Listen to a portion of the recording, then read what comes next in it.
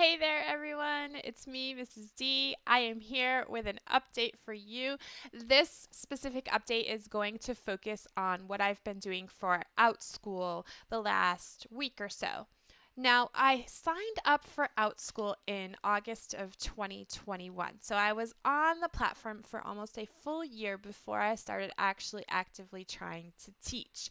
Today, I'm going to tell you about my stats, how they've grown, what they currently are, and I'm going to give you some things that I have been doing this week. So first, let's talk about the stats. The first thing is that in June, that was the first month that I actually taught anything on Outschool. Sorry, and I taught 22 students. I taught for a total of three hours, almost 4 hours, and I made $60. The number is so low, the amount that I made is so low, is because I gave away a free class. The reason I did that was to start rolling the ball. Now, I was like, I really don't want to do that, but I listed the class for a long time and no one was enrolling in it. And why would they? Because I am just one teacher among thousands and thousands and thousands of other teachers, and I don't have any reviews. I haven't taught any classes. I'm starting from zero. So, what would make someone pick me, right? So, that's why I offered the free class, just to get some numbers on the board. And I also taught one student classes. I did not cancel them because canceling them, I would rather work for that underpay right now in order to get those reviews and the numbers showing that I've taught that class. So that was June. July, I taught 15 students, worked a total of 5 hours, and I made $133. Not great, right? No. But now things are starting to go. I didn't give any classes away free. I gave some discounts, but that was better than June. August, I taught, dun dun dun, 18 students, so just three more than July, about almost 6 hours and $142. So, towards the end of August, I said, okay, something's going on. Now, August in online teaching, when we're working with populations from North America and the United States, are generally lower numbers. I already knew that.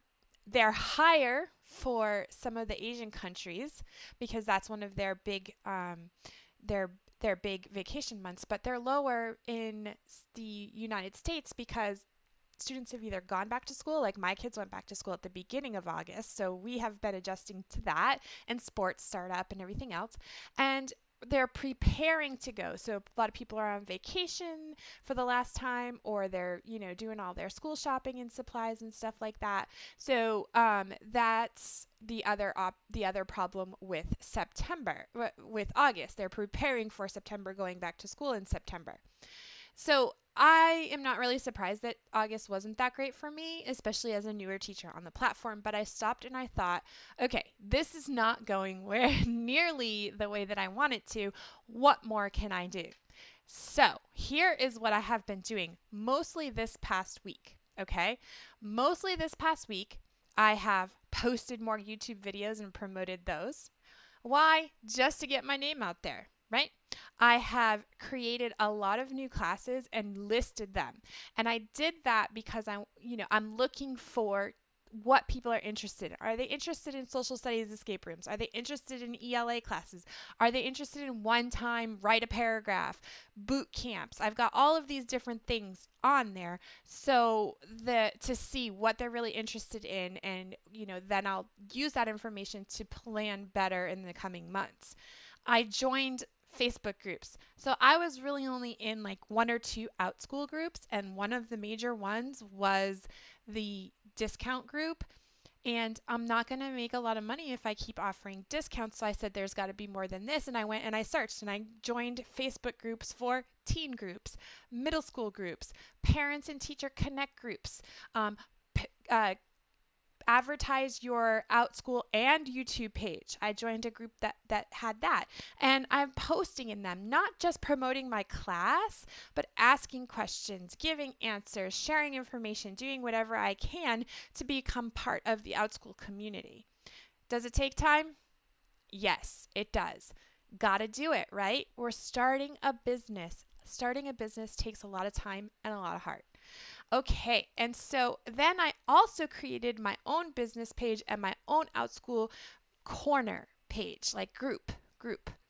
And I call the groups my corners, right? I have Mrs. D's corner for general online teaching, and I have Mrs. D's Outschool corner specifically for teachers who are interested in mentoring or applying under my link for Outschool. And I have helpful information for teachers who are looking to sign up or have been denied, trying to get sign. I got in on my first go at the application, so I feel like I have some things to offer for people who are applying. All right, so that's what I did on Facebook. And I created that business page. And when I did that, I took two of the classes, I created different posts, and then I ran ads. And I put $20 per post. So there's a $40 budget. They're running for 5 days, and that's giving my name exposure for anybody who's looking for Outschool stuff who might search it, and it's reaching a lot of people.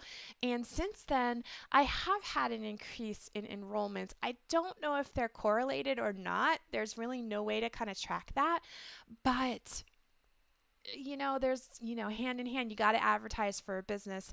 So I did that. Now, I've also realized that I cannot only stay on Facebook. That's why I've been using YouTube. I need to step up my Instagram game because that's a big market for Outschool. So that's on my list to do.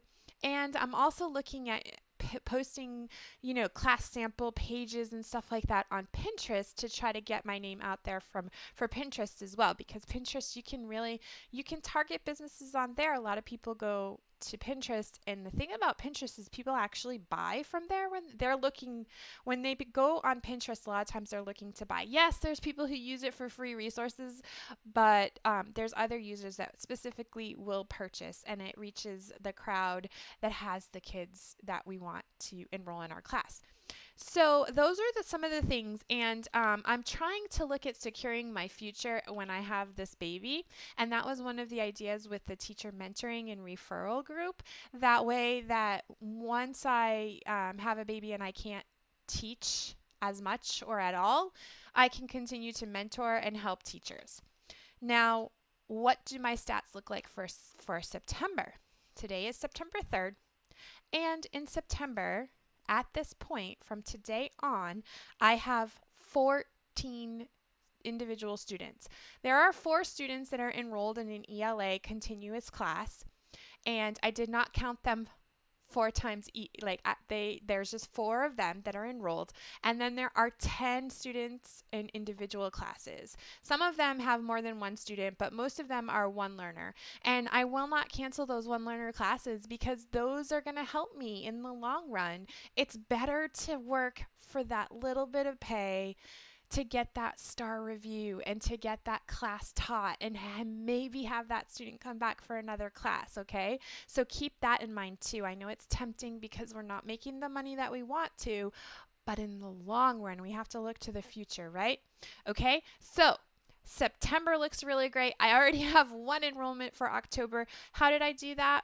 All of the things that I just told you, and I looked and already opened my classes all for September. I scheduled the whole month in advance and some of October. So I think that's also helpful. All right, that's my update now. I got to get ready for a class that's going to start in a half an hour. So I'm going to go do some stuff, do some administrative stuff, get ready for that class, and I will see you in the next update. Take care, everyone.